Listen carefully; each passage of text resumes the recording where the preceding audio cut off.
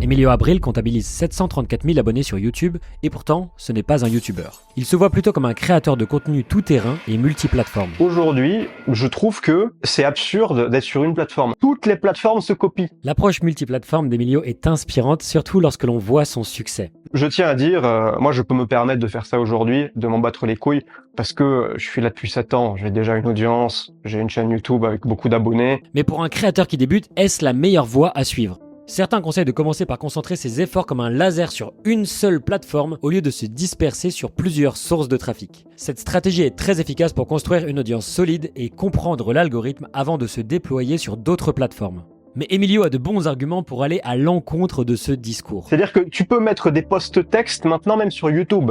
T'as l'onglet communauté et ça marche bien. De mon point de vue, c'est assez difficile de copier-coller du contenu d'une plateforme à une autre et on en a débattu dans cet épisode. Admettons, tu fais des textes, ok? T'écris des textes. Disons que ta plateforme de base, c'est LinkedIn. Pourquoi est-ce que tu posterais seulement sur LinkedIn si il te suffit de créer un compte Twitter, une chaîne YouTube et littéralement copier-coller, appuyer sur un bouton et c'est reposté partout? Et j'attends ton objection que je contrerai avec plaisir.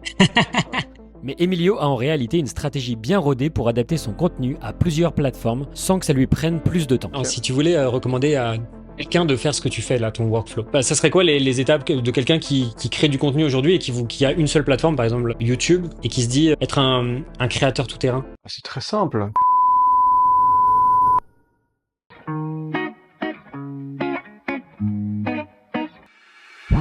Bienvenue sur Le Tunnel, le podcast pour ceux qui veulent tout quitter pour la liberté. Venez discuter chaque dimanche pour parler business, mindset et philosophie dans la bonne humeur avec un entrepreneur qui vit en Thaïlande.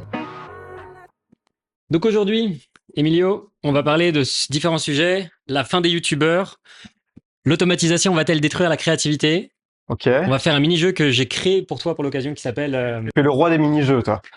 Limite ou liberté, parce que vu que tu étais le premier sur le podcast et que tu es revenu. T'es le premier? Ouais. Ah, incroyable, parce qu'il y a pas longtemps en plus.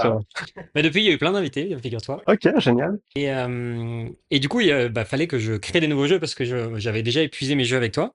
Est-ce que t'as demandé à ChatGPT de te suggérer des jeux? Bien sûr. Il doit te proposer les bonnes idées. Après, j'avais mon idée de base et j'ai utilisé ChatGPT pour aller creuser un peu plus, forcément. Ensuite, la discussion numéro 3, c'est comment gérer une communauté sans devenir un animateur de colo. C'est moi qui ai dit ça, animateur de colo. T'as gardé le terme, je t'avais dit ça, je crois. Bien sûr. J'avais pas envie d'être un animateur de colo. Et enfin, la bataille des idées, ce sera un mini-jeu et une discussion sur la vie privée d'Emilio et Tony. Oulala, qu'est-ce que c'est que ça? Ça, c'est bonus, c'est des secrets qu'on n'a jamais pu assumer. Ok. Voilà. Donc, pourquoi la fin des youtubeurs? Parce que tu as mentionné que tu avais arrêté de te présenter comme un youtubeur et que maintenant tu étais un créateur de contenu tout-terrain. Ouais. Et du coup, pourquoi cette transition? Bah alors déjà, je me suis jamais considéré comme un YouTuber.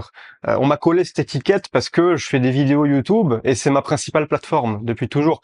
Après, en même temps, quand tu as une chaîne YouTube de 700 000 abonnés et que tu as 1500 abonnés sur Twitter et 1000 sur LinkedIn, forcément, c'est démesuré.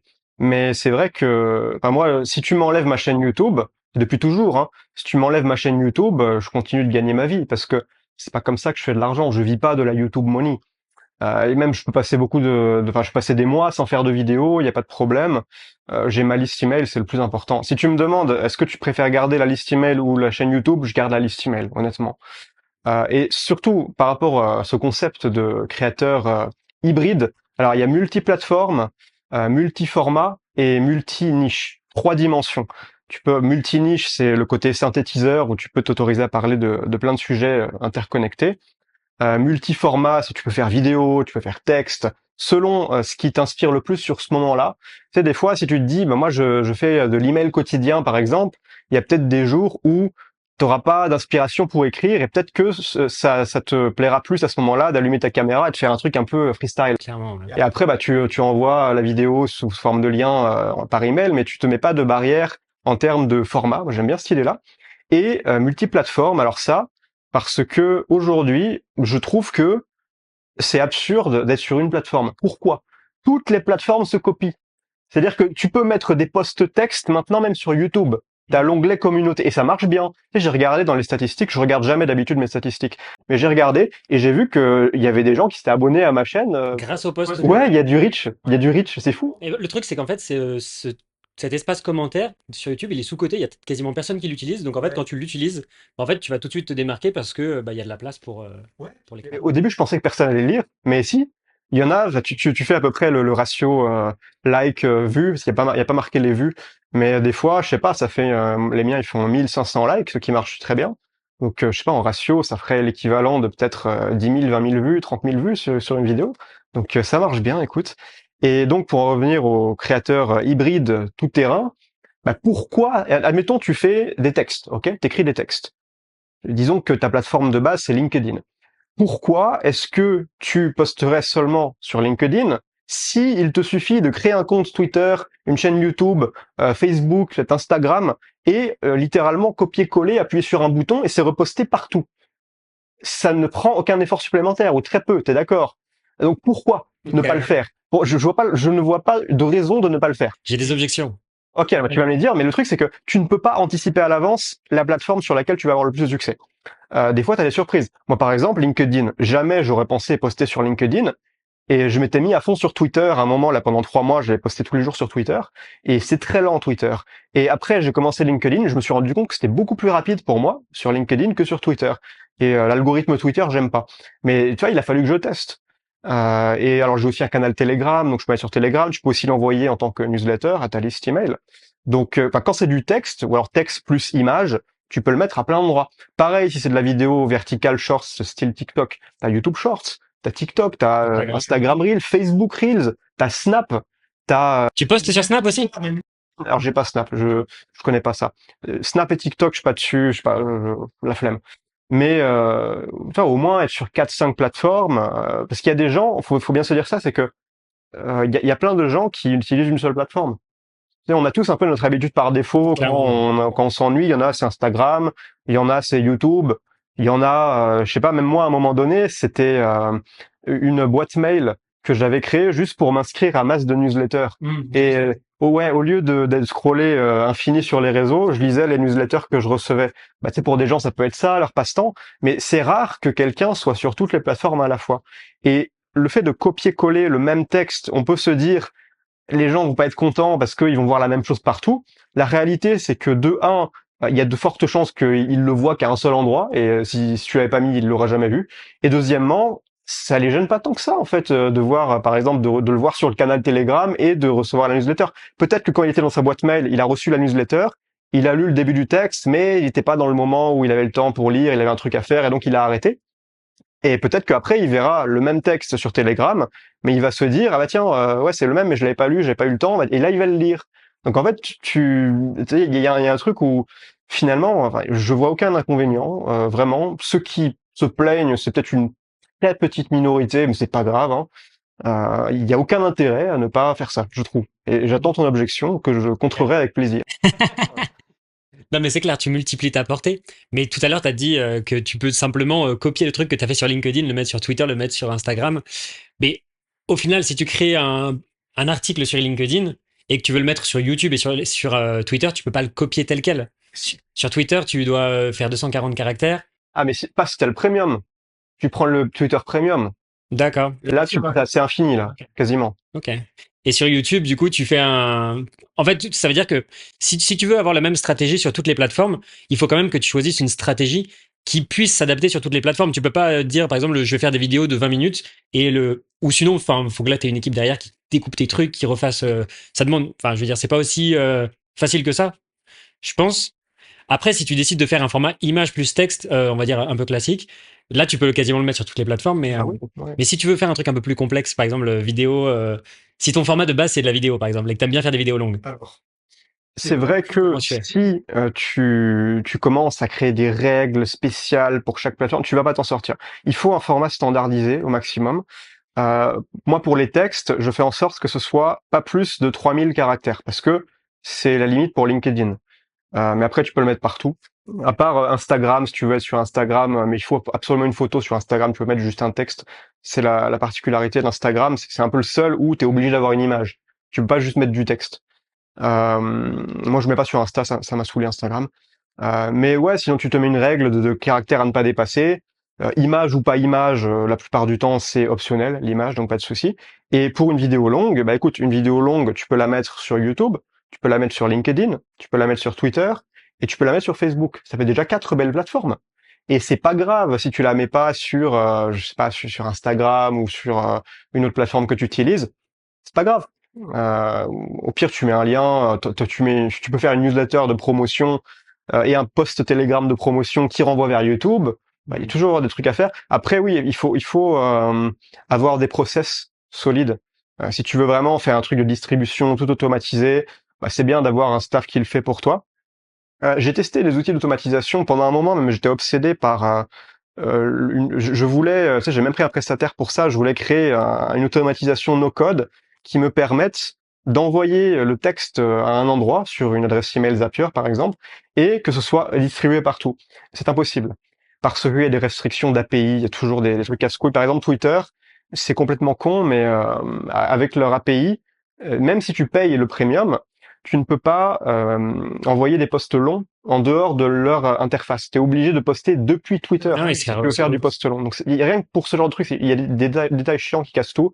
YouTube, post, tu peux pas le faire en dehors de YouTube, pareil, ça marche pas avec l'API. La manière la plus simple en fait de poster partout, c'est tu télécharges un navigateur différent de celui que tu utilises d'habitude pour être focus dessus. Tu mets un onglet par plateforme et tu te connectes sur ton compte sur chacun.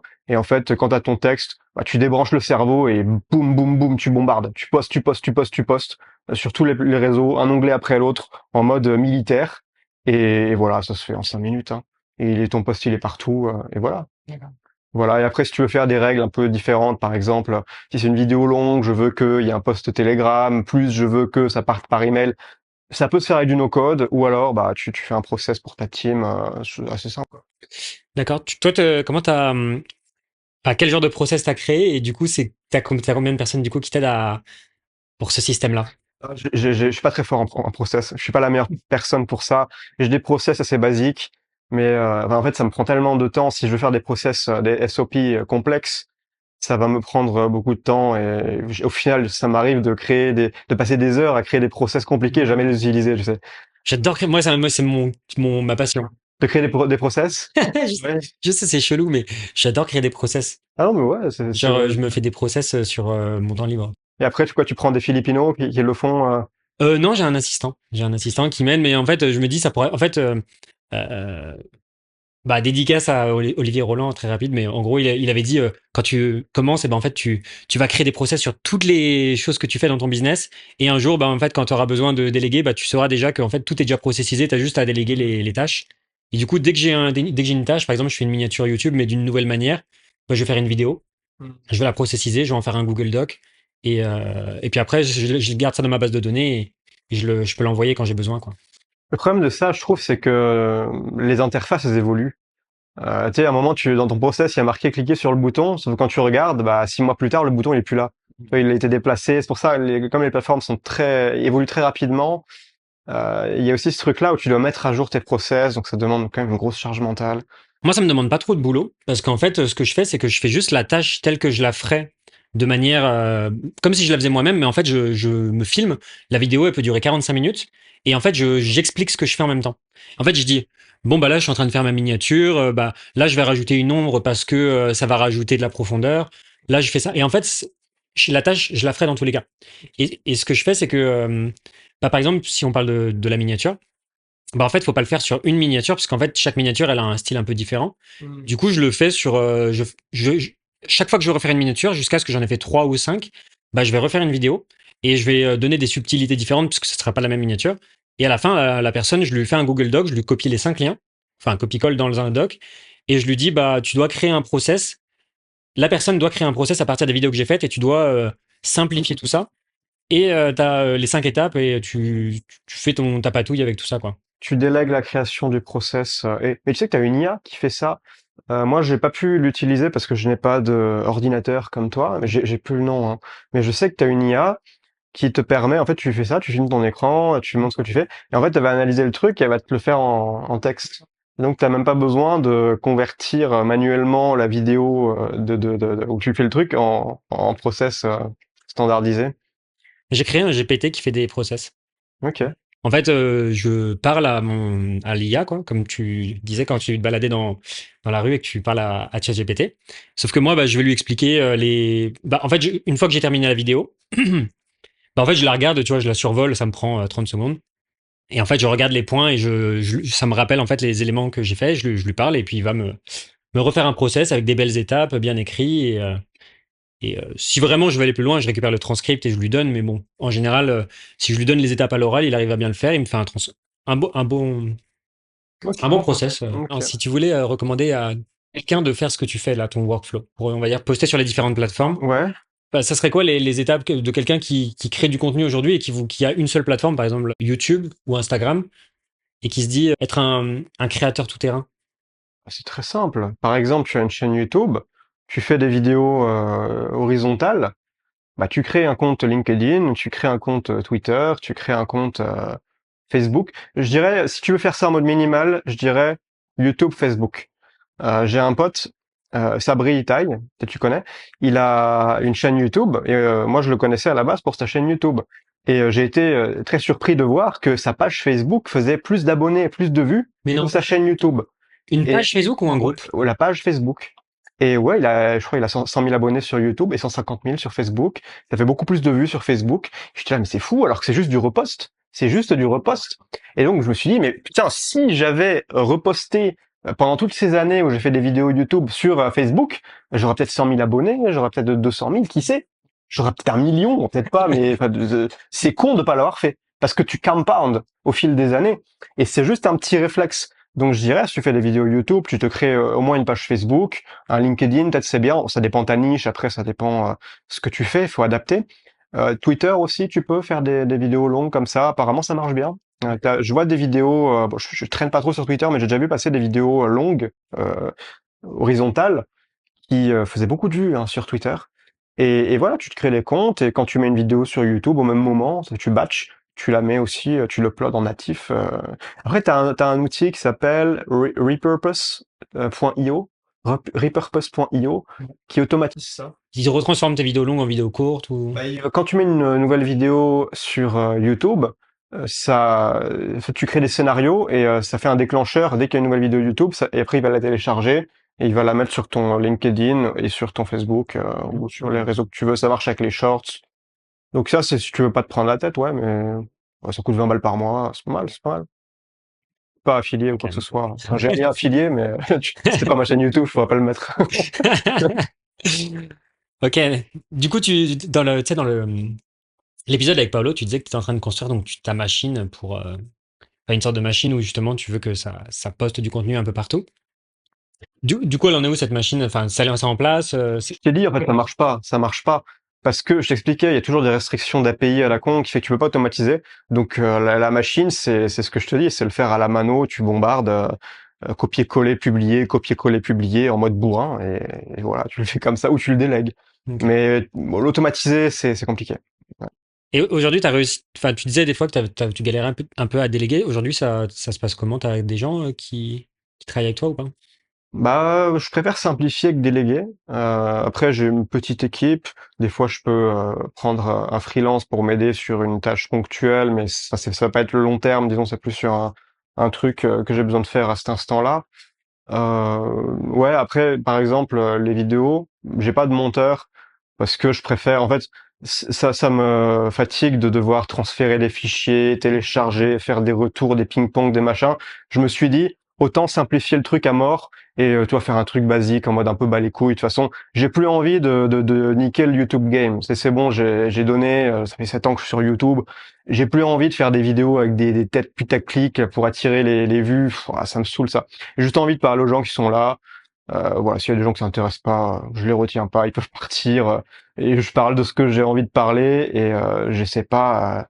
T'as des dynamiques de faire des montages compliqués qui bougent dans tous les sens, ça m'intéresse pas. Donc je fais un truc simple, juste quelques cuts, et je balance ça vite fait quoi. Donc je le fais moi-même et ça me prend moins de temps de le faire moi-même que si je devais envoyer les fichiers, faire des retours, des machins, tu vois. Et la miniature, je me fais même plus chier, c'est une frame de la vidéo. Je me fais vraiment plus chier. Hein. Ah, tu vois tous les youtubeurs qui se lancent, moi je fais l'extrême inverse. Hein. Et en fait, c'est un peu con, c'est bizarre, mais c'est paradoxal. Tu te démarques en ne jouant pas avec les règles avec lesquelles tout le monde joue. C'est-à-dire tout le monde essaie de faire des miniatures avec des têtes choquées, avec des couleurs flashy. Ils prennent même des Minia Makers maintenant. Tu sais, il faut carrément un staff pour faire les miniatures. Qu'est-ce que c'est ce truc? Clairement, ouais. Pour faire la petite vignette. Bon, et si tu joues sur ce terrain-là, bah, effectivement, il faut que tu aies des Minia Makers, des équipes, des trucs. Mais si tu dis, bah ouais, les gars, j'en ai rien à foutre, écoutez, je vais faire un truc ultra basique, ultra simple, juste montrer ma gueule avec une expression du visage ou un petit geste, un truc comme ça, où je montre un truc, mais ultra simple. Et en fait, tu sors du lot quand tu fais ça. Ça paraît plus authentique. Et tu sais, t'as toutes les, t'es sur la page d'accueil YouTube, t'as toutes les vignettes flashy, rentre dedans, vas-y, clique-moi dessus. Et toi, t'es là au milieu avec ton truc tout simple. Et en fait, tu sors du lot. Juste parce que t'es pas, c'est pas needy. C'est souvent, c'est un peu comme en séduction. Quand, tu sais, c'est fuis-moi, je te suis-moi, je te fuis. Si tu es en demande d'attention, ça fait l'effet inverse. Et si tu montres au contraire que t'en as rien à foutre, souvent ça marche bien, tu vois.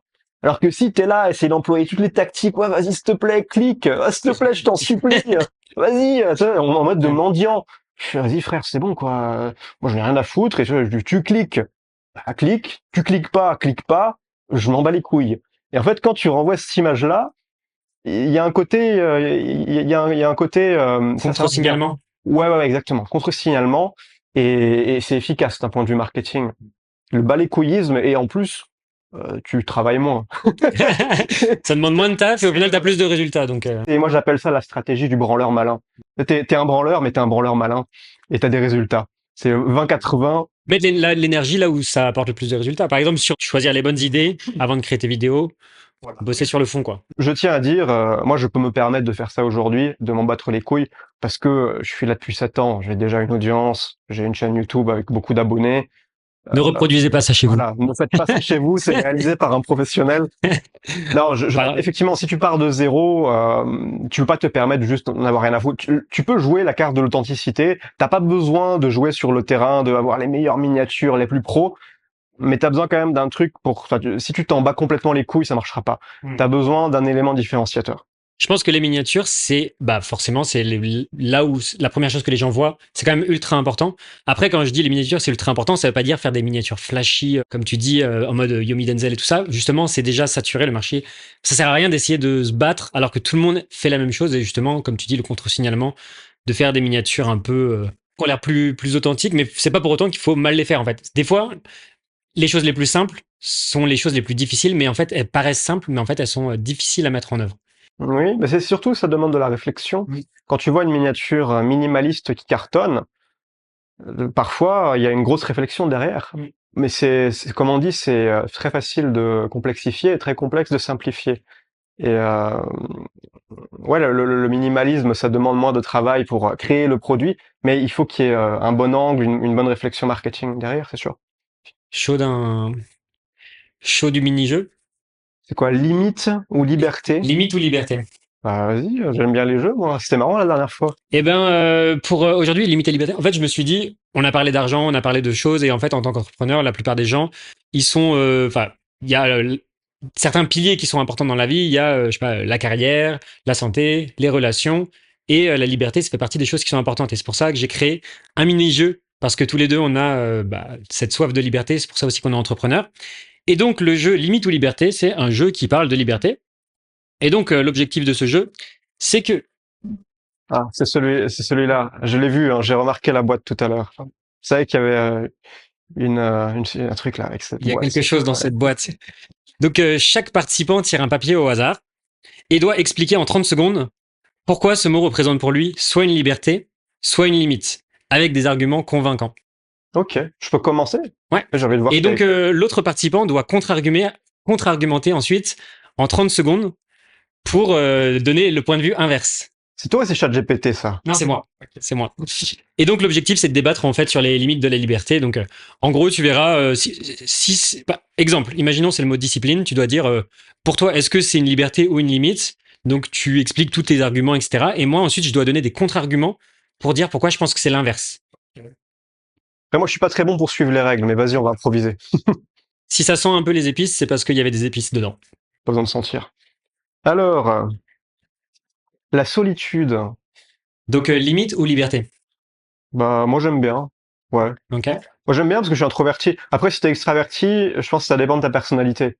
Il y a des gens qui ont besoin d'être entourés d'autres personnes pour se recharger. Mais quand tu es introverti, bah, c'est ça la définition d'être introverti, c'est tu regagnes, tu récupères ton énergie en étant seul.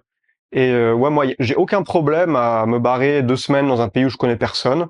Et je suis tout seul, quoi. Et, bah, j'envoie des messages à mes potes, moi, je téléphone à ma copine, mais ça reste numérique, mais sinon au quotidien, je suis tout seul, aucun problème. Après, voilà, si c'est plus d'un mois, au bout d'un moment, forcément, ça pèse. Mais je m'occupe, hein. Ma propre compagnie me suffit. Je m'entends bien avec moi-même, donc pas de problème. Ouais. Donc, je dois contre-argumenter à ça. Ok. Donc, pour moi, ça va pas être très compliqué parce que j'ai des bons contre-arguments. Par rapport à ma situation, vu qu'on n'a pas la même personnalité, moi, je suis plutôt extraverti. Et je sais que les communautés, on va dire, de manière générale, des communautés d'entrepreneurs, de gens que j'ai pu rencontrer, ça m'a énormément apporté.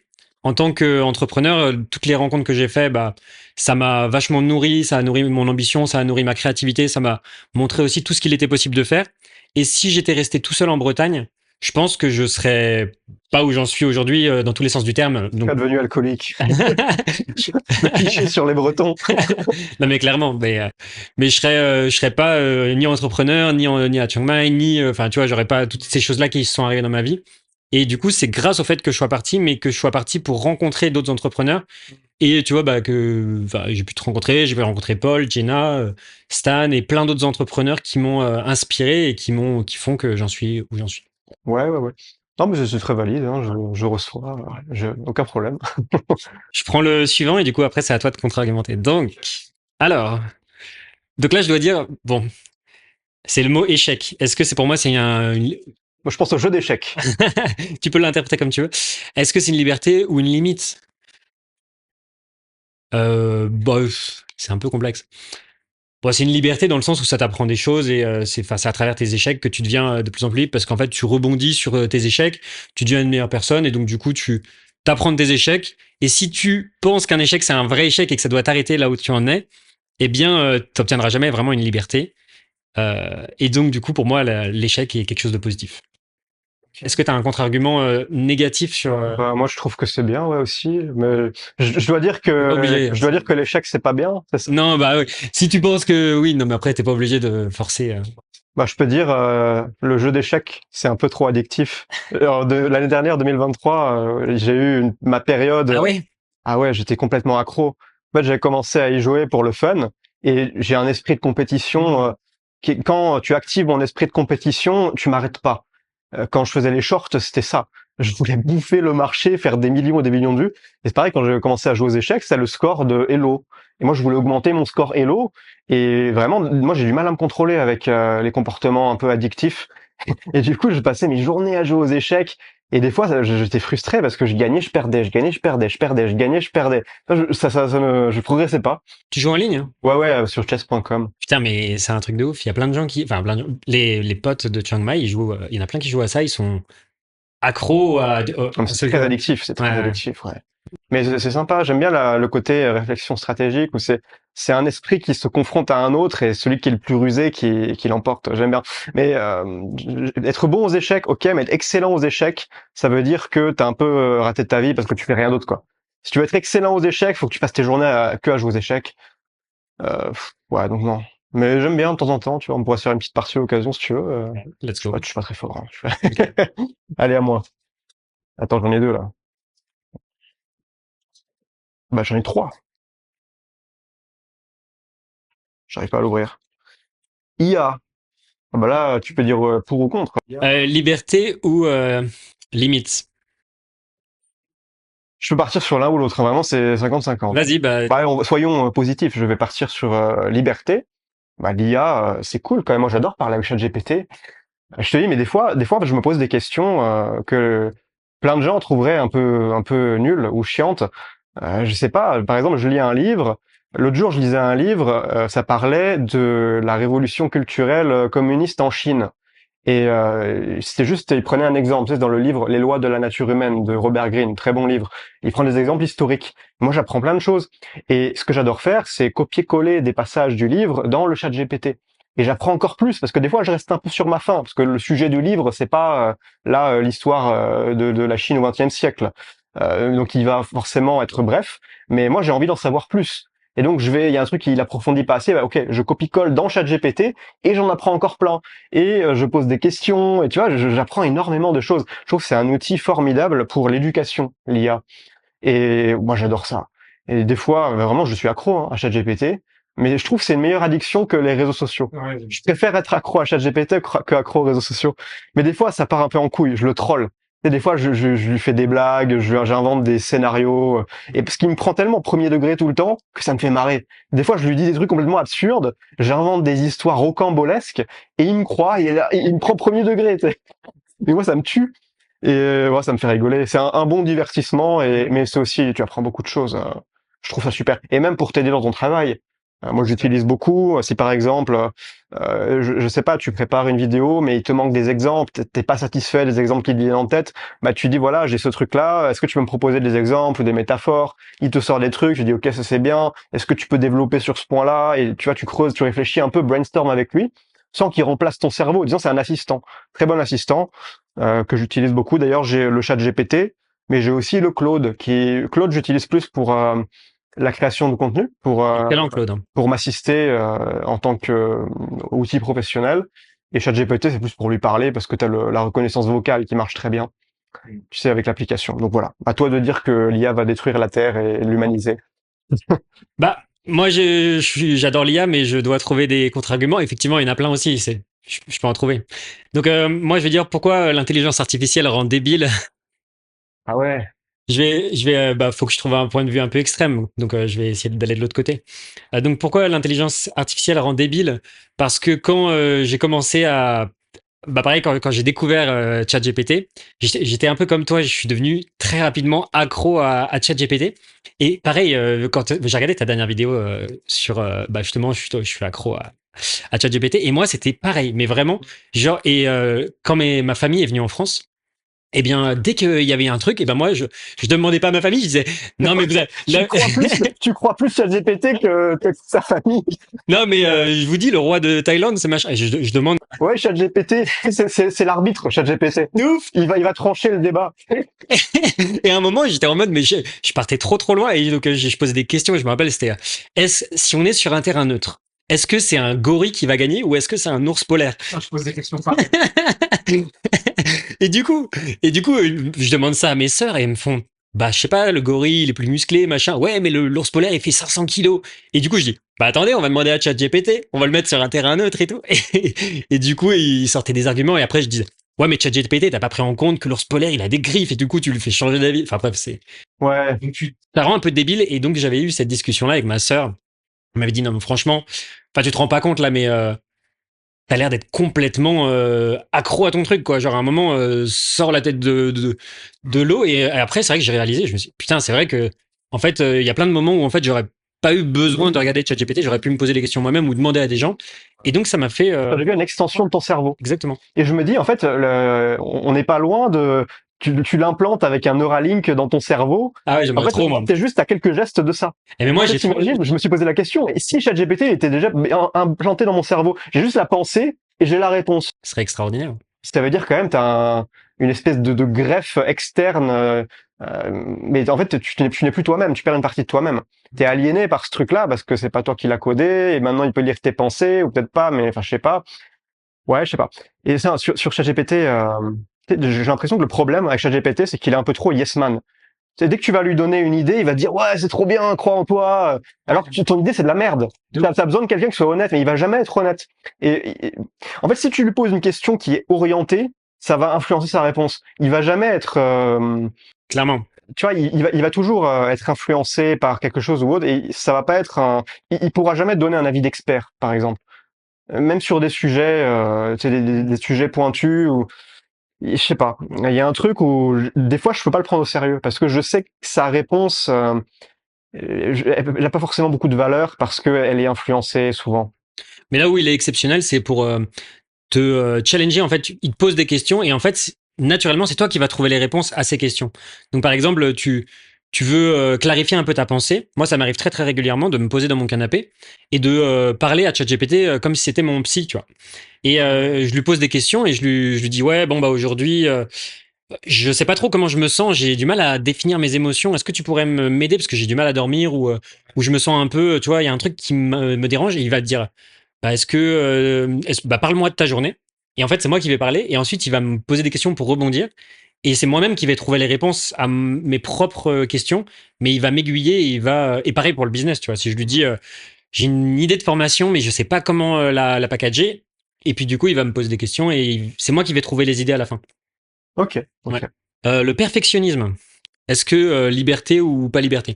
Bah moi je vais dire pas liberté parce que je pense que ça se enfin si tu veux tout faire parfaitement en fait tu passes pas à l'action et je pense que l'action est bien plus importante que le perfectionnisme et que si tu veux avoir des résultats vaut mieux faire des choses qui sont pas parfaites et ensuite les peaufiner avec le temps et si tu as bon, allez, on va dire 70% de la chose qui est de ce que tu veux créer qui est déjà fait, bah publie-le ou sors-le. Pas besoin que ça soit parfait parce que sinon tu sortiras jamais rien quoi. Et pareil, je crois que c'est Jeff Bezos qui disait si t'as 70% des informations, tu dois prendre une décision avec les 70%, sinon tu, t'as- tu passeras pas à l'action en fait. Voilà. Bah, sûr, le perfectionnisme, c'est le combat de ma vie, hein. Donc je peux pas dire quoi que ce soit de positif là-dessus. D'accord. C'est horrible. C'est un combat intérieur, un conflit permanent. Euh, ouais, ça vient d'où le perfectionnisme? Ça vient d'une peur. C'est la peur de pas que ton travail, que ce que tu produis soit pas à la hauteur. Enfin, tu vois, et souvent c'est juste de la procrastination déguisée. Tu vas trouver des moyens tu te dis ok, je vais faire quelque chose de plus poussé, je vais améliorer mon texte, mon contenu, ma formation. En fait, tu la sors jamais. Tu la sors jamais parce qu'elle est jamais assez bien. Euh, Ça m'arrive plein de fois. J'ai plein de, tu sais, quand je faisais des shorts, j'ai peut-être, je sais pas, une trentaine de vidéos que j'ai jamais sorties parce que je suis là, ouais, elles sont pas assez bien. Mmh. Tu vois? Mais c'est bien aussi des fois, faut savoir. Ouais, ouais, ouais. Si des fois tu fais de la merde, ouais. Ouais. Bah, tu vois, tu t'as quand même publié à la fin. T'as pas tes 200 shorts qui sont restés sur ton ordi. T'en as Ouais. publié une grande majorité, mais t'as su faire le tri de ce qui était bien et moins bien. Moi, pareil, j'ai sorti une vidéo l'autre jour, je l'ai pas sortie parce qu'elle était pas assez bien, tu vois. Ouais, ouais, ouais. Après, le problème, c'est surtout quand tu passes pas du tout à l'action. Là, même les vidéos que j'ai pas publiées, moi, je les ai faites. Mais des fois, je sais pas, il y a une résistance. T'as le livre, je sais pas si tu l'as lu, The War of Art Si, de Steven Pressfield. exceptionnel, exceptionnel. La résistance créative. Ouais, c'est tout un sujet, ça. On pourrait en parler des heures. J'étais en train de déconstruire la note il y a quelques jours sur Obsidian, parce qu'on parlait de ça avant. Et ouais, très très bon livre. Ouais. Ouais. Hustle. Hustle. C'est-à-dire, travailler dur. Ouais, moi, je trouve que c'est bien. Enfin, ça dépend dans quelle période de ta vie tu te trouves. Donc liberté du coup. Si t'es au début, tu lances ton business, ouais, faut travailler dur, quoi. C'est pas en travaillant 3 heures par jour que tu vas bâtir quoi que ce soit. Mais de toute façon, si tu te lances dans un projet que tu kiffes, tu vas pas compter les heures. Moi, il y a des moments quand je suis vraiment à fond dans ce que je fais, bah, je peux travailler 10 heures par jour, aucun problème. Parce que j'ai envie. Si j'arrête de travailler, je me fais chier. Donc c'est pas l'idée de se pousser. Je pense que si tu te pousses, si c'est vraiment une torture pour toi de travailler, peut-être tu travailles sur le mauvais projet. Tu vois ce que je veux dire? Ouais. Ah, peut-être essayer un autre business, ou j'en sais rien, mais si c'est aussi douloureux que ça, je sais pas, autant, enfin, si tu veux, la plus grosse source de motivation, c'est la valence émotionnelle. C'est est-ce que la tâche sur laquelle tu travailles, tu prends du plaisir à la faire ou ça te cause de la douleur? Autant travailler sur des tâches qui te prennent du plaisir à faire. Après, il y a toujours dans un business, c'est pas tout le temps des choses que t'aimes faire. Mais si c'est la base de ton business, par exemple, faire des vidéos. Si tu es youtubeur, tu vas jamais réussir en tant que youtubeur si faire des vidéos, ça te fait chier. Ou si c'est pénible, c'est douloureux. Non. Fais autre chose. Tu vois ce que je veux dire? Après, oui, peut-être que ça t'embête, tout la partie paramétrage technique de la vidéo, aller mettre la miniature, machin, mais ça, c'est du secondaire. Tu vois, la base de ce business-là, c'est faire des vidéos. Est-ce que la base, tu l'aimes bien, faire les vidéos? Bah si oui, ok. Si tu fais je sais pas, du dropshipping, peut-être là, je sais pas ce que c'est, je fais pas de dropshipping. Peut-être la base, c'est trouver des bons produits à vendre sur ta boutique, à tester des produits. Si ça te fait kiffer de tester des produits, d'aller trouver des produits qui marchent et de mettre des pubs dessus pour voir si ça marche, bah ok, très bien, tu vois. Donc ouais, je dirais hustle, oui, mais quand c'est spontané, parce que t'aimes bien ça, pas se forcer contre vent et marée, je vois pas l'intérêt. Ok. Ok, à toi. Alors moi, je vais pas contre-argumenter sur le hustle parce que je suis d'accord, mais je vais contre-argumenter sur la dernière idée que tu as dite que j'ai quelque chose à rebondir dessus. Je pense quand même que des fois, il faut pas forcément faire enfin, faut pas toujours faire ce qu'on aime. Et par exemple, Ali Abdal, il aime pas faire des vidéos YouTube, il a 6 millions d'abonnés. Ah, Il, intéressant. il a, Il a dit qu'il aimait pas faire des il vidéos. a dit, j'ai jamais kiffé faire des vidéos. En fait, c'est la partie qu'il déteste le plus dans son business, c'est faire des vidéos. Lui, il aime faire des produits, il aime trouver des idées. Mais le moment de faire des vidéos, c'est pas ce qu'il aime, tu vois. Ouais, d'accord. Et moi, ce que je me dis, c'est par exemple, par exemple, je sais pas, tu fais des formations en ligne, pour reprendre le truc. T'aimes pas faire des formations. Si tu veux gagner ta vie, il faut faire des formations. Ouais. Ou tu vois, lui, Ali Abdal, il aime pas faire des vidéos, mais c'est ça qui lui fait des vues et c'est ça qui fait que ça nourrit son business. Ou, moi, j'aime pas forcément, tu vois, les emails parce que c'est un truc ça m'angoisse, tu vois, les emails. Mais je sais que, tu vois, ma newsletter, T'angoisses. j'aime pas ça. Il te fait flipper. Un email, c'est gentil, un Je email. déteste les emails. Ah ouais? Mais moi, déjà, j'aime pas les messages, les notifications, tu vois, le point rouge là, tu sais, sur le Bah, tu truc. l'enlèves, ça, tu le vires. Ouais. Du coup, les emails, ça m'angoisse. Et du coup, bah voilà, je sais que c'est important, donc je fais des emails quand même. Ok. Voilà. Ok, next. Donc, discussion suivante. Donc, je voulais te demander, Emilio, comment gérer. On est sur le sujet de la communauté, donc comment gérer une communauté sans devenir un animateur de colo. Et donc, tu as lancé une communauté récemment, les synthétiseurs. Oui. Et déjà, qu'est-ce qui t'a motivé à lancer cette communauté? Bon, alors déjà, la communauté, je le fais vraiment comme un bonus pour mes clients. C'est pas un gros projet ou quoi que ce soit, c'est juste j'ai créé un groupe school et j'ai invité mes clients et puis voilà, on peut discuter, on peut se faire des petits défis lecture ou défis 30 jours, partager nos objectifs. C'est pour créer une petite dynamique de groupe, un côté un peu plus social. Après, je suis vraiment pas le mieux placé pour donner des conseils là-dessus, hein. J'ai jamais été très bon pour faire des communautés. À l'époque, j'avais fait un groupe Facebook qui, au bout d'un moment, ça tournait tout seul. Je m'en occupais même plus. Les gens étaient actifs dedans. Mais tu vois, moi, j'ai jamais trop. Tu sais, je suis introverti. J'ai jamais été très fort pour animer des groupes. Je préfère faire mes trucs. Je crée mes produits, je les publie et voilà. Les gens regardent les vidéos ou ils achètent mes produits et voilà. Euh, j'ai pas grand-chose à dire. C'est toi, je pense, qui a plus d'insight, hein. Toi, c'est ton business. Ouais. Ouais. Mais pourquoi, du coup, t'en as lancé une si justement, t'as pas, à la base, tu te sens pas enfin, tu vois, tu te sens pas comme un animateur de colo et finalement, tu l'as quand même fait. Parce qu'à la base. Ok, alors effectivement, il y a une raison, c'est que j'avais envie de mieux comprendre mon client cible, D'accord. de pouvoir mettre des visages sur les gens qui suivent mes formations, pouvoir un peu échanger avec eux, voir leurs problématiques, où ils en sont dans leurs projets, tout ça. C'est plus pour prendre de la data et voilà, comprendre mieux la psychologie de mon client cible. Et après, ça peut aussi me servir d'argument pour mes programmes parce que c'est seulement mes clients que j'invite dedans. Donc si tu achètes une de mes formations, tu peux rejoindre le groupe. Donc je le mets en argument marketing, disons. Mhm. Mais voilà, c'est tout. Ok. Donc je sais que t'aimes pas justement trop gérer des groupes en mode animateur de colo. Ouais, je suis pas très associable, extraverti, quoi. Et pourtant, quand je regarde dans ton groupe, t'as lancé plusieurs stratégies pour animer le groupe et tout ça. Enfin, déjà, est-ce que tu peux dire un petit peu ce que t'as fait? Moi, je trouve que c'est cool ce que t'as fait. Ouais, bah j'ai eu des idées de concepts que je trouvais cool. Il y en a trois. La première, c'est les défis 30 jours, où chaque mois, bah, on dit, OK, par exemple, ce mois-ci, on fait 30 jours sans réseaux sociaux. Le mois suivant, peut-être 30 jours de méditation. Le mois suivant, peut-être un truc plus création de contenu, parce qu'on c'est un groupe de créateurs quand même. On va poster tous les jours. Tu vois, on peut faire des trucs comme ça. Je sais pas si je vais le faire absolument tous les mois. Un autre concept, une autre idée que j'ai eue, c'est des lectures communes, où on décide ensemble d'un livre business, parce que c'est un peu le thème, et on le lit ensemble, et ensuite, c'est ça. Aussi, il y a des gens qui m'ont dit dans le groupe, d'habitude je lis pas, mais bah là ça m'a motivé, je vais lire le livre, je trouve ça cool. Il y a des gens qui aiment bien la dynamique, qu'on soit ensemble pour le faire, c'est plus chacun dans son coin, on peut se motiver entre nous, et à la fin, on discute du livre. Toi, tu voulais que ce soit un livre par semaine, finalement, c'est peut-être un peu beaucoup pour les gens, je fais un livre par mois. Et le troisième idée que j'ai eue, c'est un truc très simple, hein, c'est juste début de mois, je mets un post dans lequel je dis voilà mes objectifs pour ce mois, écrivez vos objectifs. Donc un truc pour histoire que parce que il y a plein de gens qui quand même ils écrivent pas leurs objectifs.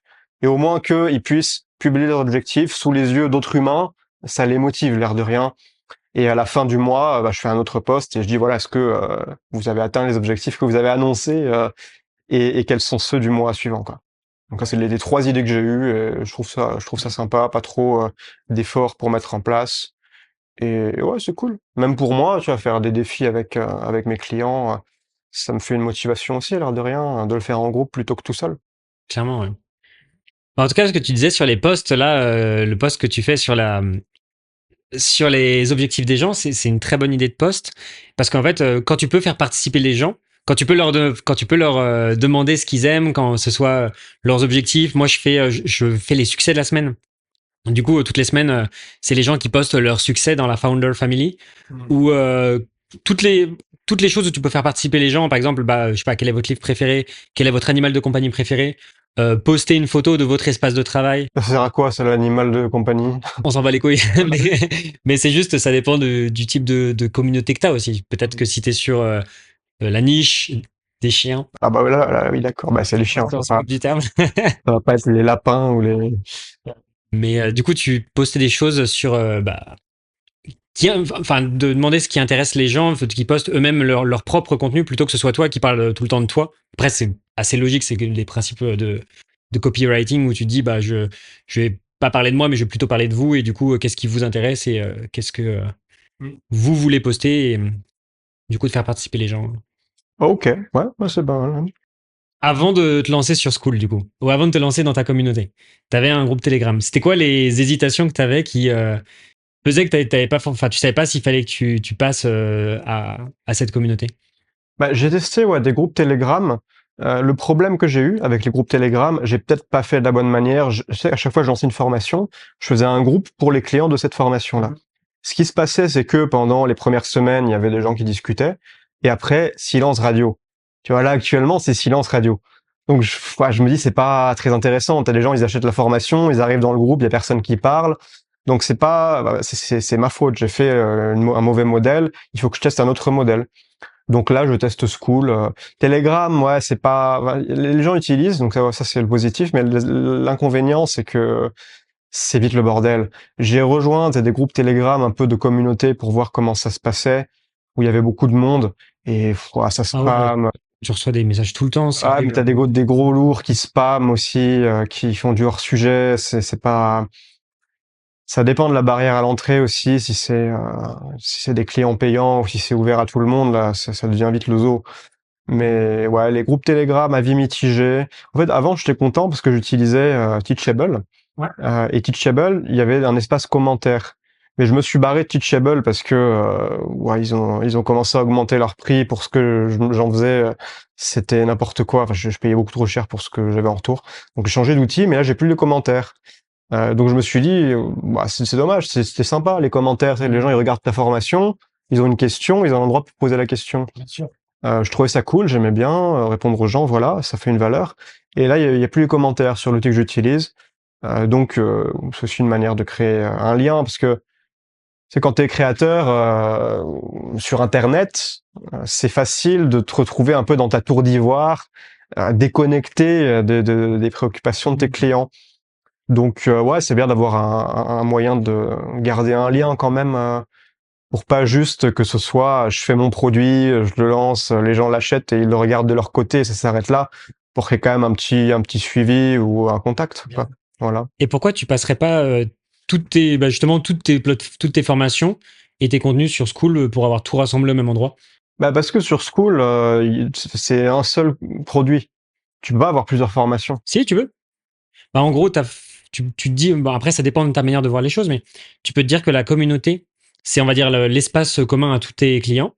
Et après, tu peux créer des classrooms et chaque classroom est un produit payant qui est en fait, chaque personne peut acheter individuellement. Et si par exemple tu fais tes pages de vente comme tu les fais actuellement, tu peux faire des automations sur Zapier, etc. Et en fait, ça débloque des classrooms en fonction des produits qu'ils achètent. Et donc après, ils ont accès aux produits dans ton school. Ouais, mais l'espace d'échange, c'est commun. Ouais. Ouais, l'espace d'échange est commun. Ouais, je sais pas, ça me paraît un peu complexe techniquement à mettre en place. J'ai pas l'impression que School ce soit vraiment adapté aux gens qui ont plein de produits.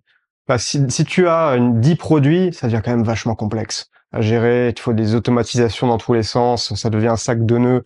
Ah, j'ai déjà testé des tunnels de vente complexes. Au bout d'un moment, la complexité, c'est tu t'arraches les cheveux. Dès qu'il y a un truc qui bug, il faut tout réparer. Faut t'arrêter pendant 3 jours dessus pour comprendre ce qui se passe. Enfin, je préfère les systèmes simples aujourd'hui. J'ai un pote, il a un produit, c'est un abonnement annuel et c'est son seul produit. Et il est sur School et là, c'est vachement adapté par contre. Parce que comme il a qu'un seul produit, il a aussi la communauté, il a aussi, je sais pas, il peut faire des lives, il peut faire mettre des posts hebdomadaires. Il y a plein d'options et comme ça, quand tu as un produit, il y a beaucoup de possibilités, ouais, c'est sûr. Et surtout quand c'est un produit que tu updates et où tu as un suivi avec les gens, là c'est cool. Ouais, pour faire, je sais pas, si t'as un produit high ticket par exemple, je pense que c'est bien. Bah, tu sais, on parlait de Antoine BM qui avait essayé de lancer un système d'abonnement avec ses formations. Et je pense que tu vois, si tu avais des événements ou des choses, des vrais contacts avec des humains, là, tu peux mettre un abonnement récurrent parce qu'en fait, les gens, ils payent pour avoir des événements. Mais si tu mets juste enfin, tu payes un abonnement tous les mois pour un accès à des formations, je pense que c'est plus difficile à monétiser. Alors que ouais, si tu proposes une expérience avec des gens, c'est plus facile. Et du coup, faut aimer passer du temps, enfin faire des lives ou avoir un agenda avec des gens, répondre à des questions. Moi, je sais que moi, tu vois, j'adore les humains et j'adore passer du temps avec des humains. Ouais. Et du coup, tu vois, c'est mon dada aussi, tu vois. Mais c'est vrai que tu vois, Je suis peut-être pas assez patient avec les humains, faut que je travaille sur moi. Non, mais après aussi, bah, si tu fais plein de petites formations, en fait, le truc, c'est si tu veux rassembler ça dans un seul abonnement, le problème, c'est que elles vont pas forcément tout intéresser tous tes clients. Je sais pas, si un coup, tu fais une formation, je sais pas comment écrire des pages de vente, la fois suivante, tu fais comment monter un compte TikTok à 10 000 abonnés. Il y a peut-être des gens, ils en ont rien à foutre de TikTok, ils vont être là, bon, je paye tous les mois, mais là, ce mois-ci, ça m'intéresse pas. Donc, je sais pas, je pense qu'il faut qu'il y ait vraiment une cohérence, enfin, tu vois, que ce soit pour un objectif commun, on est tous dans le même bateau, on a tous le même objectif, et on va tous suivre la même voie pour l'atteindre. exactement. Après, si tu proposes des méthodes un peu variées, je pense pas que ce soit adapté. Là, peut-être faire des produits séparés, c'est mieux, hein, je pense. Hein. Bah, par exemple, avec IA Mania, c'était l'objectif, c'était de gagner de l'argent avec l'IA, d'avoir un avantage concurrentiel grâce à l'IA. Et effectivement, toutes les formations individuellement répondaient à cet objectif-là, en fait. Tu avais la proposition de valeur de la communauté et en fait, tous les éléments dedans, euh, toutes les nouvelles formations répondaient à cet objectif-là. Ok. Mini-jeu, bataille des idées. Allons-y, c'est parti, c'est quoi ça? Bah, du coup, on a encore nos petits papiers. Il y en a un de nous deux qui va tirer un mot et on doit donner un conseil pratique basé sur une anecdote sur comment utiliser ce concept pour avoir plus de liberté dans notre vie ou notre business. Donc, par exemple, je tire un papier et je dois te donner un conseil pratique sur ce papier. À partir du mot. Ouais, pour comment avoir plus de liberté, mais basé sur une anecdote personnelle. Ok, ouais, pas de problème, je comprends. Tu veux tester ou tu veux que je commence? Vas-y, je vais tester, j'aime bien commencer.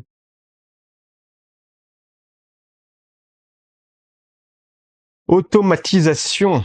Donc, comment est-ce que l'automatisation t'a aidé à avoir plus de liberté? Si tu veux donner un conseil en te basant sur une anecdote personnelle ou quelque chose que tu aurais pu voir ou tester.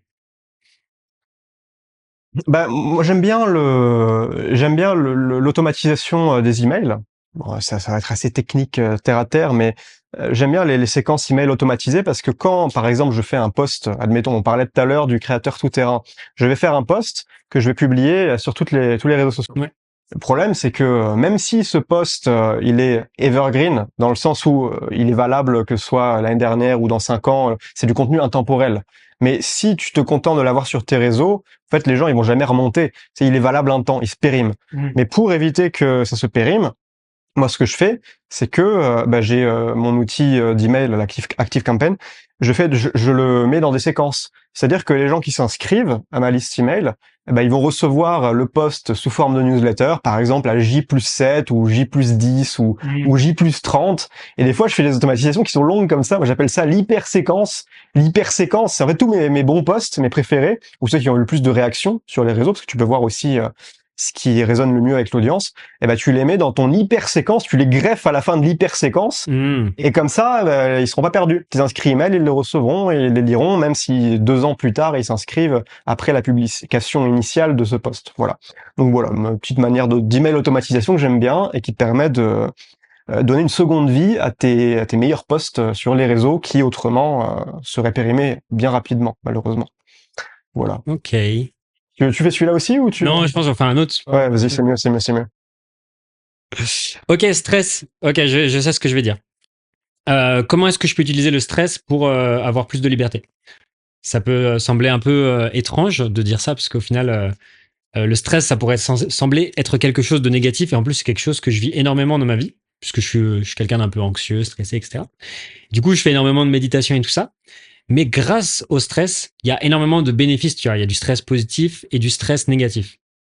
Pour moi, ce que j'appelle du stress positif, c'est par exemple, tu as une deadline et en fait, tu sais où tu as un client que tu dois, en tout cas, par exemple, des clients dont je m'occupe, je dois gérer ce client-là ou m'en occuper ou lui apporter des résultats en tant de temps.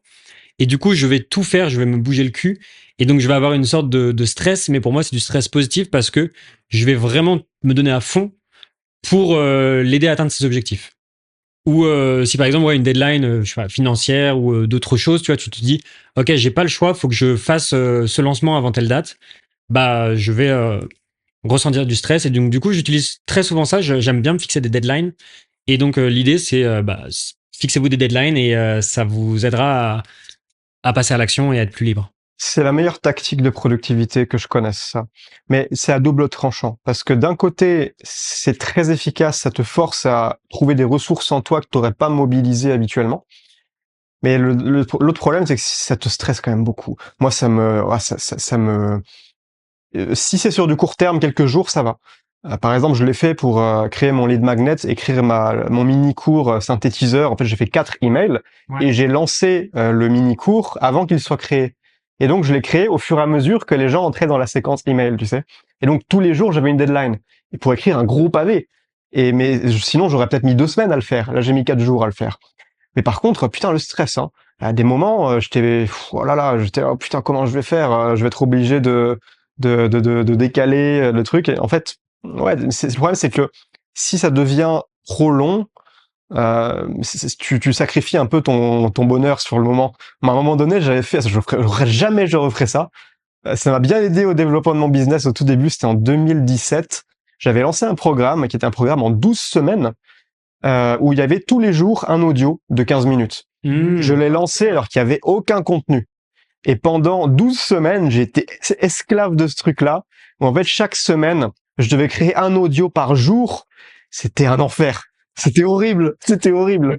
Tu peux pas être malade, tu peux pas... Non, t'as pas le droit. Mais je les faisais en batching une fois par semaine. Ah ouais, ok. Mais putain, je me défonçais. Alors, c'était hardcore. Hein. C'était vraiment hardcore, mais je l'ai fait. Mais je le referai pas. Yeah. Mais ça marche très bien, ouais. De temps en temps, c'est une bonne tactique de productivité, ouais. Je pense qu'il faut savoir aussi contrôler le niveau de stress que tu es OK de te mettre. Parce que si tu te dis, effectivement, tu peux te dire, je vais me stresser et tu vois, genre j'ai pas le choix, faut vraiment que j'y aille à fond. Effectivement, là, tu peux y aller, mais tu vas cramer toute ton énergie mentale. Et en fait, il faut savoir aussi se dire, OK, donc là, j'ai un stress, mais c'est un stress que je me suis moi-même donné, un stress modéré qui va me pousser. Et en fait, je vais prendre ça comme un puzzle, je vais le déconstruire et c'est un stress qui me fait aller de l'avant. Mais par contre, si tu commences à avoir ce stress et il prend trop d'importance dans ta vie, ça peut aussi te paralyser et t'empêcher de passer à l'action. Et du coup, j'essaye vraiment justement, je médite énormément en ce moment. Et du coup, la méditation, ça permet de refaire, tu vois, de faire une vague de nettoyage émotionnel et de nettoyer tout le stress, toutes ces choses-là, tu vois. C'est quoi ton process de méditation? Je sais pas si j'ai un process de méditation. Bah, il y a bien une manière dont tu le fais, tu t'assois, comment tu fais? J'ai testé plein de manières différentes. En général, je m'allonge. Donc je médite. La première chose que je fais le matin quand je me réveille, c'est de méditer. Donc dès que je me lève, je médite. J'ai un tapis de yoga là-bas. Donc des fois, je médite sur le sol, des fois, je médite sur le canapé, des fois, je médite dans mon lit. tu t'assois, quoi. Ouais. Et des fois, je médite aussi en marchant. Je sors de chez moi, je me dis, il faut que j'aille prendre, tu vois, j'ai pris cette routine de première chose que je fais le matin aussi après avoir médité, c'est d'aller prendre l'air dehors, d'aller marcher. Et du coup, des fois, je fais les deux. Donc, j'aime bien écouter un audio. Soit c'est un audio d'une musique un peu, je vais dire, envoûtante, tu sais, comme Jenna dit, qui élève l'âme. En gros, qui te, tu sais, c'est des musiques un peu, je vais pas dire ésotériques, mais des fois je tape musique chamanique méditation, tu vois. Et tu sais, c'est un mec qui va faire des cris de indien avec un tambour et tout ça. Et je trouve que tu vois, ça te connecte dans le moment présent. Des fois, je vais juste aller dehors et écouter le son de la nature, c'est aussi très efficace. Et puis, en reparlant de Jenna, elle m'a débloqué toutes ces méditations là, c'est incroyable. Et donc là, j'ai des packs de méditation de 30 jours, trop bien. Des méditations audio guidées, ah oui, d'accord. Mais elles sont trop bien ces J'ai méditations. jamais testé, ça va, je crois que j'avais testé avec une app à un moment, mais j'avais pas accroché. Bah, elle, en fait, ce que j'aime bien, c'est, enfin là, promotion gratuite, mais parce que franchement, trop bien. C'est qu'en fait, c'est des thématiques. Et donc, elle va parler, donc par exemple, bon, il y en a un, c'est 30 jours de méditation, donc là, c'est pour ceux qui veulent débuter. Mais t'en as un, c'est 30 jours non, 15 jours d'abondance. Et donc, si tu es un peu dans un mindset de scarcity, et ben en fait, ça va reprogrammer ton cerveau. Et le fait de le faire tous les jours avec un audio différent, ça va vraiment te remettre ton cerveau dans Ouais, la bonne mentalité. j'ai fait même une formation comme ça, parce que je trouvais excellent ce concept d'audio quotidien. Un de mes programmes de dev perso, enfin celui qui c'est le mieux vendu de tous les temps, c'est un audio par jour pendant 30 jours à écouter le matin. Et je sais pas, tu fais ta balade et en fait, ouais, ça te plante des bonnes graines. C'est pas des méditations, mais tu sais, quand t'es dans un environnement un peu médiocre où les gens autour de toi ils partagent pas tes objectifs, bah, tous les matins tu vas te faire un lavage de cerveau, mais un nettoyage de cerveau avec des croyances constructives, avec une nouvelle vision du monde et en fait moi c'est comme ça que j'ai commencé avec un programme c'est mon premier programme de formation que j'ai acheté sur internet. C'était 27 € par mois et t'avais des audios. Toi, t'as acheté? Alors ouais, mais en 2015 C'était qui? c'était Roger Lannoy. Ouais, j'adore ce mec, c'est un Belge. Ouais, et c'est un ancien lui et ouais, j'adore Roger Lannoy et il a un accent belge, ça me faisait trop marrer en plus. Et j'écoutais ses audios, ouais, j'avais acheté son truc et ça m'avait bien retourné le cerveau, hein. Parce que, tu sais, ce qu'il expliquait, la vision du monde qu'il transmettait dans ses audios, c'était tellement à des années-lumière de la manière de penser de mon entourage, vraiment, ça me faisait des bugs. Ça me faisait bugger. J'étais là, putain, ça te pète des croyances où jamais tu n'avais remis ça en question. Et tu vois qu'il y a des gens qui pensent pas comme ça, voilà. Et ça m'avait vraiment fait comme un coup de pied dans la fourmilière de mes croyances. Et ouais, ça m'avait reconditionné, reprogrammé. Tu sais, ça fait un peu hippie, new age, reprogrammer le subconscient, mais j'y crois à ce truc-là. Ah, ça fonctionne de ouf. Ouais, j'y crois. Et ça marche beaucoup mieux quand c'est la première fois que tu t'intéresses au dev perso. Parce que si tu connais déjà, en fait, ça va pas faire d'effet. Ouais, juste, je voulais rebondir par rapport à ce que tu disais sur le fait que les premiers trucs de dev perso, ça te marque le plus. Et tu disais que je sais pas si c'est toi qui en as parlé, mais moi, un des premiers livres qui m'a marqué en dev perso et qui a eu un impact sur ma vie, je pense que tu l'as lu quand tu as commencé, c'est le livre de Tony Robbins, Pouvoir illimité.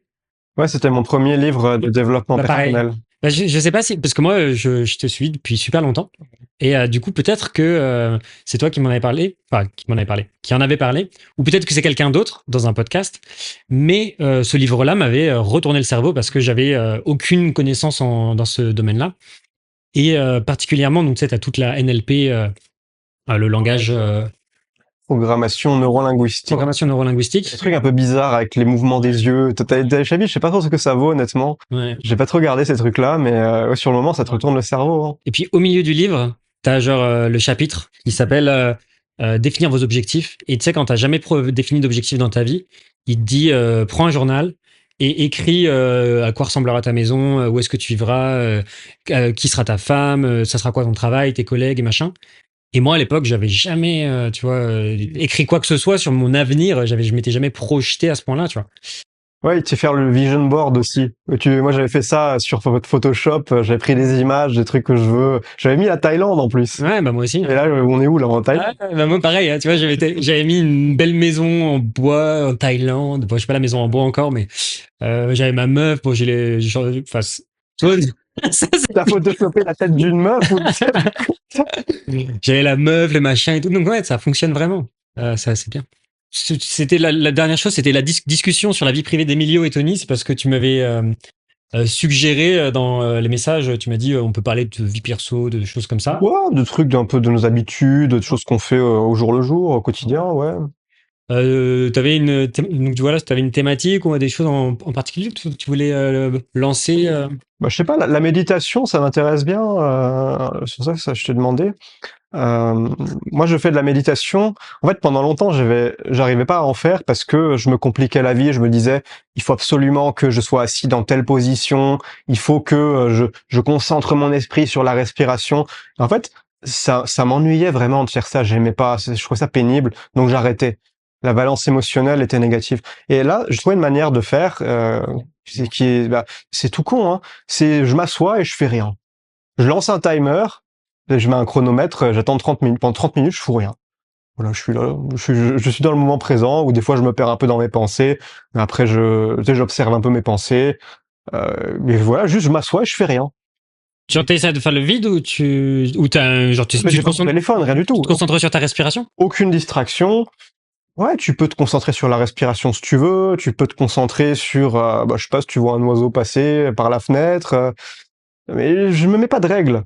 Et comme ça, j'aime bien, je trouve ça agréable. Et ça te permet de sortir la tête du guidon, de pas être tout le temps à penser à 100 à l'heure. Là, t'es là, tu te dis, ok, bah pendant 30 minutes, je fous rien. Je suis là juste pour ne rien foutre. Et tu prends conscience de ce qui t'occupe l'esprit, les sujets qui t'occupent l'esprit, parce que tu te perds forcément dans tes pensées, et après tu reviens au moment présent et tu fais un peu le bilan, tu dis, ah tiens, là j'ai pensé à ce truc-là, ok, est-ce que ça vaut le coup que je porte mon attention là-dessus ou pas? Tu vois, tu prends conscience de choses, de ton processus de pensée. Après, moi, la méditation, je la fais, je sais pas si c'est de la méditation, mais j'ai un truc, c'est, j'écris beaucoup. Depuis toujours. Depuis, j'ai des carnets depuis 2015, 2016. Et en fait, moi, je vois ça comme de la pensée matérialisée. Moi, je vois la pensée comme un fleuve continu où jour après jour, tu as des pensées, ça va évoluer, ça va prendre certaines directions. Et quand tu écris régulièrement, tu te vides la tête sur papier, en fait, tu gardes une trace. Si tu le fais pas, je suis incapable de me dire, là, il y a 3 ans, c'était quoi tes préoccupations? Là, tu me poses la question, bah, je trouve le PDF, là, je vais regarder, et c'est scanné. Ah, ok, donc tu notes dans des journaux papier, ensuite tu prends en photo et ensuite tu mets dans un drive. Ouais, rituel en début de mois, le mois précédent, je prends photo, je fais un PDF, je mets dans le Obsidian et je jette les pages parce que sinon ça fait du papier, trop de papier. Tu notes quoi dans tes journaux du coup? Tout ce qui me passe par la tête, souvent c'est du brainstorming. Des fois tu sais, moi je travaille au onsen à Bangkok. Dans le onsen, c'est bain japonais. Et pas dans l'eau, mais t'as des salles, tu mets un tatami par terre. Je sais pas, moi je suis bien là, c'est calme. T'as des salles avec les murs, c'est du charbon. T'as une salle, les murs, c'est du cyprès japonais, ça sent bon, c'est du bois qui sent bon. T'as celle d'Himalaya, t'as argile rouge. Enfin, t'as des salles comme ça, tu peux te poser sur ton tatami. Et moi je viens avec le iPad et je m'installe et je bosse. Et des fois j'ai même pas le iPad, j'ai juste mon carnet. Et je peux passer 3 heures à écrire. Et c'est vraiment, je fais souvent du brainstorming. Tu vois, j'ai une stratégie que je veux développer, un truc dans mon business. Bah tiens, j'explore le truc, mais au lieu de simplement penser avec de la pensée volatile qui reste dans l'enceinte de mon cerveau, bah, je vais matérialiser la pensée sur le papier. Je pourrais revenir après. Ça permet de mieux structurer. Moi, j'adore le papier. Hein. Je suis paper maximaliste. J'adore ça. Ouais, c'est vraiment, ça t'aspire dans le moment présent. Il y a aucune distraction. Je trouve vraiment que il y a une grosse différence entre quand je suis assis à une table avec juste du papier et quand je suis assis à la même table mais avec le iPad ouvert en termes de focus. Parce que quand c'est le papier, t'as qu'une chose à faire. Quand c'est le iPad ou ton ordinateur, bah t'as plein de possibilités. Et souvent tu te perds. Et puis même, il y a quelque chose de très satisfaisant dans le contact physique avec le papier. T'écris, il y a une sensation. En fait, ça active plus de zones de ton cerveau. il y a le toucher, il y a, tu as même, je sais pas, mais l'encre sur le papier, le mouvement de la main, ça active certaines zones du cerveau, très différentes de si tu tapes comme ça avec tes doigts. Bien sûr. Ça s'ancre beaucoup mieux et même si c'est plus lent, ça permet aussi de ralentir la pensée, de prendre plus le temps. T'es pas dans l'urgence là, à vouloir taper à 100 à l'heure, tu prends le temps et moi des fois je te gratte des pages et des pages pendant les après, mais juste à réfléchir à des trucs, me vider la tête et putain, je gagne une clarté mentale. Je ne connais vraiment aucun exercice qui permet de gagner autant de clarté mentale que ça. C'est fou. C'est fou. Et des fois, tu sais, il y a des périodes dans ta vie où tu as l'esprit un peu embrouillé, tu sais pas trop qu'est-ce que tu devrais faire, t'hésites, t'as des doutes, ou alors ta pensée, tu sais, t'es un peu dans le brouillard mental, t'as pas forcément une bonne énergie, tu as des pensées parasites, ou tu penses lentement, c'est pas clair. Écris, vide ta tête tous les jours et putain, qu'est-ce que c'est efficace. Ça vraiment c'est ma plus grosse révélation ce truc-là, c'est mon habitude préférée. Je pourrais plus m'en passer, honnêtement. Et ça, c'est une forme de méditation quand tu écris à la main et qu'il n'y a pas de distraction autour de toi. C'est juste tu vas concentrer toute ton attention sur écrire. C'est vrai. Et c'est de manière continue. Toi, tu écris, tu peux pas revenir en arrière, tu peux pas partir dans d'autres trucs. Tu écris. Et moi, c'est très méditatif comme pratique. Mais avant, j'écrivais tous les jours, matin, enfin au moins une fois par jour. Et justement, c'était pour me vider la tête. Donc, j'ai noté de la gratitude, j'ai noté plein de choses différentes, des succès, etc. Mais principalement, pareil, pour me vider la tête et pour mieux dormir, parce que j'ai des fois, je fais souvent des insomnies. Et du coup, maintenant, j'ai remplacé ça par ChatGPT. Pour me vider la tête, je vais discuter avec mon psychologue IA. Et t'as pas peur que Sam Altman il lise tes conversations? Je m'en bats les couilles. Je m'en bats les couilles. Je m'en bats les couilles. Je me dis, franchement, je dis des trucs, mais je dirais à personne, tu vois. Genre, mais moi, je parle à mon IA, mais genre, c'est mon psy, mais ça fonctionne trop, trop bien. Et toi, t'aimerais bien avoir une AI girlfriend? Non. Non. Non. C'est pas très loin. Hein. Enfin, après, ça dépend ce qu'elle peut faire. Tu fais, ça s'en rapproche, hein, attention. Ouais. Ça dépend des. Mais dis-toi, enfin, j'en parlais l'autre jour avec mon assistant, mais il y a plusieurs applications en ce moment qui sortent justement IA Psychologue, Therapist, pardon, qui cartonnent. Et pourquoi? Parce qu'en fait, les thérapies, ça coûte enfin, les thérapeutes, ça coûte assez cher. Tout le monde n'a pas les moyens d'en avoir. Et il y a, je crois qu'il y a 70% des êtres humains qui auraient besoin de parler à un thérapeute, mais ils n'ont pas la possibilité parce que soit c'est trop cher, soit il n'y a pas assez de thérapeutes sur Terre, soit ils habitent trop loin. Et en fait, le fait d'avoir une IA thérapeute, ça te permet de pouvoir parler de tous tes problèmes sans jugement parce que c'est un robot. C'est ça aussi le truc, c'est qu'un thérapeute humain, tu te dis que ça coûte cher et en plus tu te dis putain, il va me juger, j'ai pas forcément confiance en lui ou en elle. Tu sais, ça prend plusieurs séances avant de vraiment faire confiance à quelqu'un, tu vois. Alors, je suis d'accord sur le fait que ça peut aider à aller mieux, de se décharger. En plus, l'IA peut donner des bons conseils, c'est vrai. Moi, j'aurais toujours cette objection de la collecte des données personnelles. Ça me fait flipper. Peut-être t'imagines, mais déjà, tu vas me répondre, et à raison, hein, que Google, il te connaît déjà mieux que ta propre mère. C'est difficile d'échapper à ça, hein, donc je sais pas. Mais tu vois, le fait de me dire que toutes mes conversations, elles vont se stocker sur des serveurs et que plus tu avances dans le temps, mieux l'IA te connaît et elle devient même capable de détecter en toi des schémas de comportement très profonds que même dont toi tu n'auras jamais conscience. Et au bout d'un moment, je me dis, il suffira d'appuyer sur un bouton pour nous piloter. Tu vois, tu tournes à droite ou à gauche en fonction d'une ligne de code. Et c'est flippant, je trouve.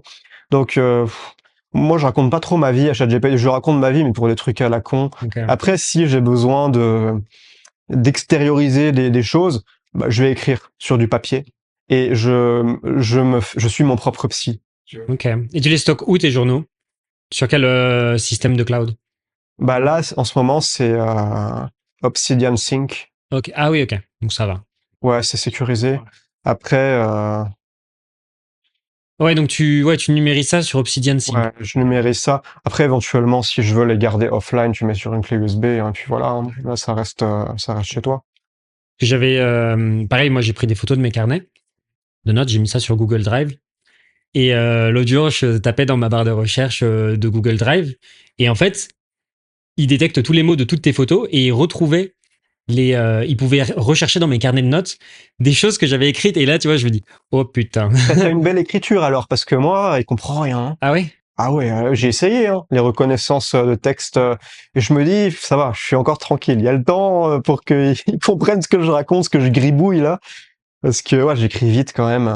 Moi, je me comprends, il y a pas de souci, mais ouais, ça marche pas trop bien. Enfin, je sais pas comment t'écris toi à la main, mais j'ai l'impression qu'il faut quand même vraiment bien distinguer les lettres, faire ça proprement, prendre le temps. C'est écrit vite fait, j'ai pas l'impression que ça marche trop bien. Ok. Bah, dans les commentaires, publiez soit le mot ChatGPT, soit le mot lecture, et ça déterminera un des prochains sujets qu'on pourra parler éventuellement dans un épisode. Donc voilà, ChatGPT ou lecture. Euh, et Bah, tu fais les deux, comme je t'ai dit, tu lis et tu fais copier-coller des passages dans ChatGPT pour en apprendre plus. et voilà, faites comme Emilio, copier-coller des passages de vos livres. Et j'aimerais bien que tu me montres un petit peu comment tu fais. Moi, je passe. Bah, après, moi, je lis sur Kindle, en fait, c'est ça le truc. Ouais, mais moi aussi, avec l'application iOS de Kindle. Et ça te bousille pas les yeux, du coup, si par exemple, tu veux lire le soir dans ton lit? Bah, moi, j'ai le dernier iPad. Avant, j'avais le 2018 Ouais. et là, j'ai acheté celui de cette année. Et c'est un écran OLED. Ce qui fait que quand tu mets le mode dark, le mode sombre, c'est fantastique. Parce que la nuit, en fait, les pixels noirs sont éteints. C'est ça la caractéristique de l'écran OLED. En fait, il y a que les lettres de texte en blanc qui sont allumées. Donc, la plupart de l'écran est éteint en réalité. Tu mets la luminosité au minimum, et non, moi, ça me flingue pas les yeux. D'accord. J'aime bien et ça permet d'avoir le Obsidian ouvert à côté pour la prise de notes. Moi, je fais de la lecture très active. C'est pas je lis le livre et non, parce que si je lis le livre comme ça, je vais oublier. Donc moi, j'ai besoin toi, dès qu'il y a une bonne idée, j'ai besoin de la garder, de la reformuler, de faire des connexions dans mon cerveau numérique, tout ça sur Obsidian. Hmm. Mais ouais, c'est tout un sujet ça. Bah, est-ce qu'on garde ça pour un autre épisode ou est-ce que tu veux en parler? Bah, faut qu'on lance un podcast à deux là. Si on fait troisième encore épisode, ça va devenir. Ouais, ouais. Ah bon, pour en parler, ouais, pas de souci. Dernière question pour terminer. Est-ce que tu as une recommandation de livre, d'un livre que tu as kiffé dernièrement, que tu voudrais partager avec nos auditeurs? Si vous avez la foi de vous attaquer un gros pavé, Les lois de la nature humaine, c'est vraiment un banger comme tu appelles les bons livres. Qu'est-ce que j'ai bien aimé récemment? Là, je lis l'almanach de Naval que j'ai commencé, que je peux que recommander. C'est Ouais, pareil. je pense que c'est le meilleur livre pour les synthétiseurs de connaissances, c'est-à-dire pour les créateurs de contenu qui suivent leur curiosité plutôt que qui veulent devenir experts d'un seul sujet rigide. Non, non. Si tu t'intéresses à plein de choses, tu veux apprendre en suivant un peu ton intuition, plusieurs sujets, plusieurs domaines et faire l'intersection de ces domaines, c'est un peu ce qu'il explique avec son concept de specific knowledge, connaissance spécifique, tu pourrais traduire ça, qui est la connaissance et les compétences que tu développes en explorant ta curiosité. Et c'est un chemin unique.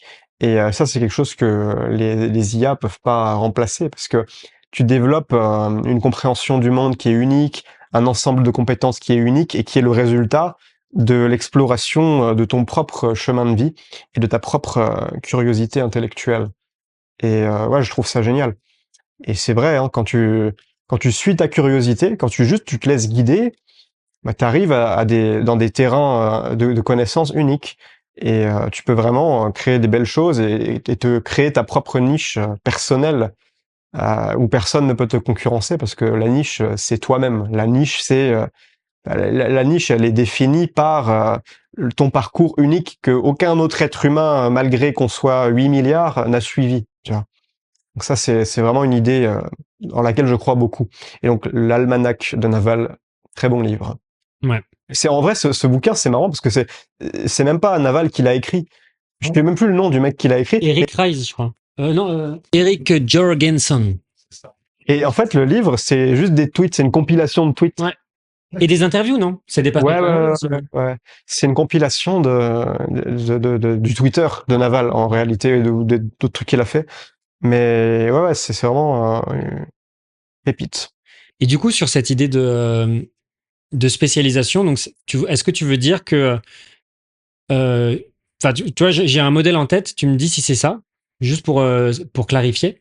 Par exemple, moi, ce que j'aime bien dire, c'est en fait, c'est genre des entrepreneurs, c'est un peu un modèle en mode en T-shape, tu vois. En gros, T, tu vois, en forme de T. Je connais ce concept. Ouais. Et en gros, tu as une base où en fait, tu es un peu doué dans plein de compétences. Donc, ça veut dire que faut que tu sois bon en économie, en mathématiques, pour créer des produits, pour créer du contenu. Enfin, tu as plein de skills qui sont, on va dire, faut que tu sois un peu bon, moyen un peu partout.